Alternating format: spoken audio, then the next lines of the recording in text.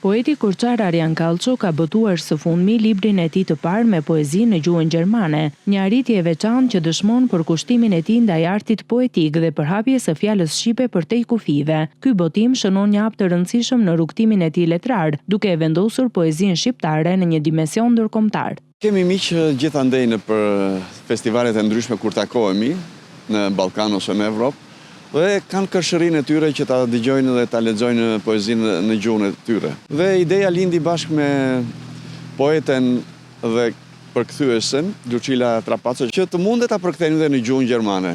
Miku Pierangelo Filigedu, profesori, dha kontributin e tij të çmuar, duke e botuar në Amazon këtë libër.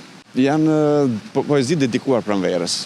Së fundmi Kallço ishte gjithashtu pjesë e organizimit të Festivalit Ndërkombëtar të Poezisë Ditët e Naimit në Tetov, një ngjarje e rëndësishme letrare që bashkon poet nga e gjithë bota. Ishte vërtet kënaqësi të shikoj gjithë Ballkanin të mbledhur bashkë aty, në emër të kulturës, në emër të letërsisë, në emër të poezisë. Një pjesëmarrje që jo vetëm të shton atë emocionin, por njëkohësisht njohjet.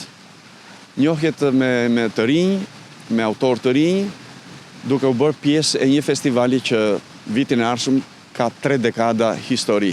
Them se është një arritje e jashtëzakonshme, për mua është kënaqësi të marr pjesë si pjesë e stafit dhe falënderimi shkon për drejtorin e festivalit, Shaip Amrullau, i cili deshi fuqimisht që unë të isha pjesë e këtij festivali, natyrisht duke dhënë kontributet tona. Poezitë e Arjan Kallços përmbajnë ndjeshmëri të thellë, imazhe të gjalla dhe reflektime mbi jetën, dashurinë dhe identitetin, duke ruajtur gjithmonë frymën e Korçës, qytetit të kulturës dhe poezisë.